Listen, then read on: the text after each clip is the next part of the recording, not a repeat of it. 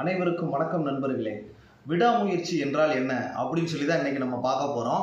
அதுக்கு ஒரு சின்ன உதாரணம். அதாவது ஒரு மனிதர் வந்து பார்த்திங்கன்னா வேலைக்கே போகாமல் ஏதாவது புதுசாக கண்டுபிடிக்கணும் அப்படின்னு சொல்லி ஒரே முனைப்பாக இருக்கார். அவங்க அப்பா அந்த பையனை பார்த்து சொல்கிறாரு, என்னடா பிழைக்க தெரியாதவனா இருக்கியாடா அப்படின்னு சொல்லி அவங்க அப்பா சொல்கிறாரு. உடனே அவன் சொல்கிறான், அப்பா 99% தோல்வி தான் வெற்றிப்பா, நான் கண்டிப்பாக வெற்றி அடைஞ்சே தீருவேன் அப்படின்னு சொல்லி அந்த பையன் வந்து சொல்கிறான்.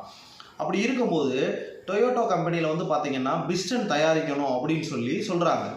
இவன் வந்து பார்த்திங்கன்னா எப்படியாவது நம்ம ஒரு உருக்கு தொழிற்சாலை கூட ஒன்று அமைச்சு நம்ம அந்த பிஸ்டன் பண்ணி நம்ம அந்த கம்பெனியில் நம்ம ஆர்டர் எடுக்கணும் அப்படின்னு சொல்லி பிஸ்டன் ரொம்ப கஷ்டப்பட்டு தயாரிக்கிறான். தயாரித்து கொண்டு போய் அந்த கம்பெனியில் கொடுத்தா அந்த கம்பெனி ரிஜெக்ட் பண்ணிடுறாங்க. உடனே அதோடு அவன் விடலை, மறுபடியும் வந்து நம்ம எப்படியாவது தயாரிக்கணும் அப்படின்னு சொல்லிட்டு அதிலே சில மாற்றங்கள் பண்ணி கொண்டு போனால் அந்த கம்பெனி வந்து நல்லா இருக்குது அப்படின்னு சொல்லி செலக்ட் பண்ணிடுறாங்க. செலக்ட் பண்ணதோடு மட்டும் இல்லாமல் அவங்க நிறைய ஆர்டர் கேட்குறாங்க. கேட்கும்போது அப்போ நம்ம பெரிய தொழில் கூட அமைச்சா மட்டும்தான் முடியும் அப்படின்னு சொல்லி இவர் வந்து அடுத்த ஸ்டெப் எடுத்து வைக்கும்போது என்ன ஆகுதுன்னு கேட்டிங்கன்னா, அந்த சமயத்தில் கரெக்டாக உலகப்போர் வந்துடுது. இவங்க இருக்கிறது ஜப்பானில், சரிங்களா? அப்படி இருக்கும்போது சிமெண்ட்டுக்கு வந்து ரொம்ப தட்டுப்பாடாகுது. அப்போ என்ன பண்ணலான்னு சொல்லிட்டு சிமெண்ட்டுக்கு மாற்ற வேற ஒரு ஏற்பாடு பண்ணி இவர் வந்து பார்த்திங்கன்னா ஒரு தொழில் கூடம் கட்டி மிஷினரிலாம் வச்சு பண்ணுறாரு. பண்ணிகிட்டே இருக்கும்போது இந்த போரில் வந்து அவருடைய தொழில் கூடத்து மேலே அணுகுண்டு போட்டுடுறாங்க. எவ்வளோ பெரிய கஷ்டம் பார்த்தீங்களா? ஆனால் அந்த மனுஷன் அதையும் சமாளித்து அந்த தொழிலாளர்கள்லாம் ஒன்று திரட்டி வந்து பார்த்திங்கன்னா அந்த தொழில் கூடத்தை சரி பண்ணி மறுபடியும் ரன் பண்ணுறாரு. ரன் பண்ணால் அதோடு ஜெயிச்சிருவார் அப்படின்னு நினச்சிங்களா? இல்லை, இயற்கை அவரை சும்மா விடலை. நிலநடுக்கம் வந்துருச்சு ஜப்பானில். வந்து பார்த்திங்கன்னா அவருடைய பில்டிங் ரொம்ப தரமட்டமாகிடுச்சு.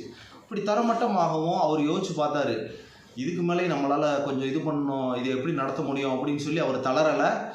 அந்த டொயோட்டோ கம்பெனிலே வந்து பார்த்திங்கன்னா அந்த கம்பெனியில் இருக்க அந்த மிஷினரிஸ் இதெல்லாம் வந்து கொஞ்சம் விலைக்கு நீங்களே எடுத்துக்கோங்கன்னு சொல்லி கொடுத்து முடிச்சிடுறாரு. கொடுத்து முடிச்சுட்டு அடுத்து நம்ம என்ன பண்ணலாம், இதோடு நம்ம சோர்ந்துடக்கூடாது, ஏதாவது கண்டுபிடிக்கணும்னு சொல்லி வீட்டு வாசலில் உட்காந்துருக்காரு. அப்போ வந்து பார்த்திங்கன்னா ஒரு சைக்கிளும் ஒரு புல் வெட்டுற மிஷினும் இருக்குது.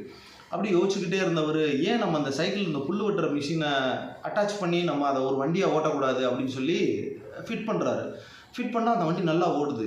உடனே அவர்கிட்ட வந்து பார்த்தீங்கன்னா சரி இதை வந்து நல்லா பண்ணுவோம் அப்படின்னு சொல்லி நினைக்கிறாரு. ஆனால் அவர் கையில் பணம் இல்லை. அப்போ ஜப்பானில் என்ன பண்ணுறாருனா இருக்கக்கூடிய 18,000 சைக்கிள் கடைகளுக்கு ஒரு நோட்டீஸ் விட்டுறாரு.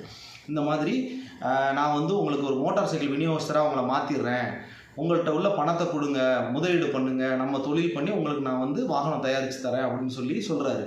சொன்னால் அதில் வந்து பார்த்திங்கன்னா யாருமே நம்ப மாட்டுறாங்க. என்னடா இவர் ஏற்கனவே பல தோல்விகளை சந்தித்து இவர் எப்படி நம்பி போகிறது அப்படின்னு சொல்லிட்டு. ஆனால் அதிலும் ஒரு 5,000 பேர் வந்து அவருக்கு முதலீடு பண்ணி அந்த பிஸ்னஸ் வந்து தொடங்கி வந்து பார்த்திங்கன்னா நல்லபடியாக அவரே டிசைன் பண்ணி சூப்பராக வந்து மோட்டார் சைக்கிளை தயாரிக்கிறாரு. இப்படி தாங்க மோட்டார் சைக்கிளே உருவாச்சு. நான் சொல்கிறேன் பார்த்தீங்களா, அந்த கஷ்டப்பட்டு இந்த முன்னேறி வந்த மனுஷன் வேறு யாரும் இல்லை, ஹோண்டா கம்பெனியோட ஓனர் சாய்கிரோ ஹோண்டா.